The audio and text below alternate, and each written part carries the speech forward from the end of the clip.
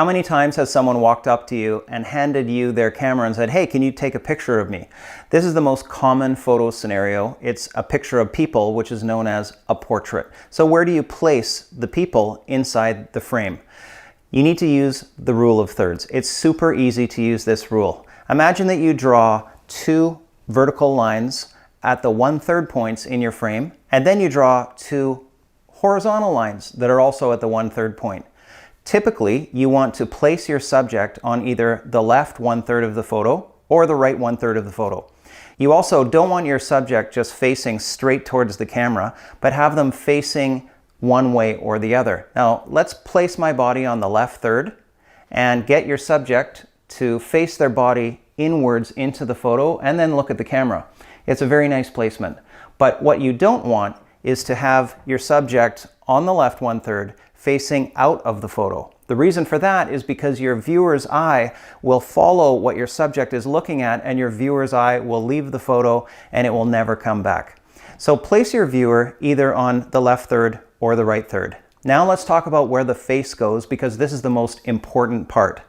Do not place your face in the middle of the photo. You don't want a shot where the face is in the middle and then the second half of the photo is sky. You want your face to be on the top 1/3 line, preferably where two of the third lines intersect. This can be on the left or it can be on the right. Now let's say that you're standing in front of a viewpoint of some type. You want to do a second thing now, and that is to place the most important element on the other third line. So here's what I mean. Let's say I'm standing in front of a lavender field and there is one stone house out in the middle of that lavender field. You want to place that stone house on the right third of the photo. So I'll be on the left third, I'm looking at the camera, the stone house is on the right third. Now you have a perfectly composed photo. You want to avoid anything that is busy in the background from protruding out from especially the head of your subject. Let's take that same photo and say that I was on the right third, right in front of the stone house. And not only am I blocking the stone house, but there are elements of it that are coming out from the sides of my head. It doesn't look good. And this is especially true with telephone poles and trees.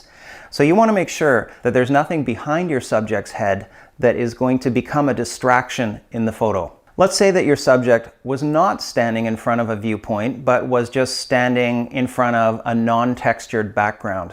Now this is a time where you don't need to apply the rule of thirds, and you can in fact place your subject in the middle of the frame, ensuring that the face is on the top third line. So place the face on the top third line, put your subject right in the middle, and now this is a symmetrical looking portrait, and this really works. Now here's the real secret sauce with portraits, and this is how you go from an amateur photo to a pro photo.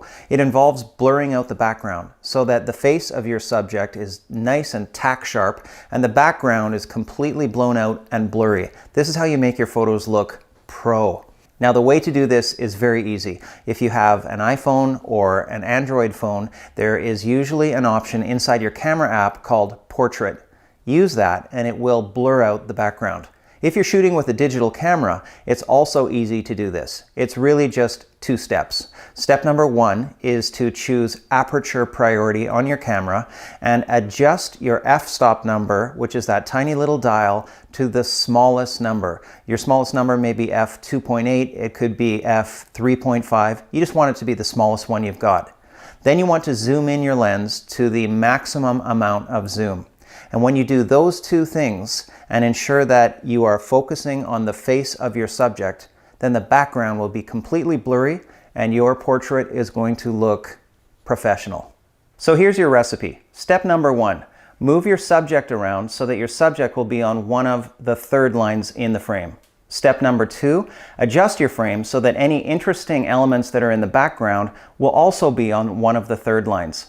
And step number 3 is the lighting. Let's say that you were taking a photo of me and there's a sunset behind me. The sky is very bright and your camera is going to read that very bright sky and it's going to make the frame darker. So that means that I'm going to turn out to be silhouetted. I will be dark, but the sky behind me will be bright. One way of compensating for that is to bring the camera closer and to use the flash on your camera to illuminate your subject. Another way of compensating for it is to move your subject so that the light is on your subject's face. This is the far better way to go. You can use natural light from a window, and one thing that works very well for that is to take a bed sheet and hang it over the window. This diffuses the light and makes it soft. Another way of doing it is with artificial lights, like I'm using here. I have a very bright light on camera right. This is known as the key light. This is the strongest light. Then there's a less bright light over here, which is called the fill light. It just kind of fills in the shadows on the dark side of the face. And this is how you can do it very easily using artificial light, even using lamps inside your home. So let's recap your recipe. Step number 1, move your subject using the rule of thirds. Step number 2, move your camera and use the rule of thirds to capture any interesting elements that are in the background. And step number 3 is ensure that the lighting is going to be correct on your subject and that your subject is not backlit, like having them stand in front of a sunset. That's the basic recipe for taking portraits, which are the most common photo that you're going to take during your lifetime.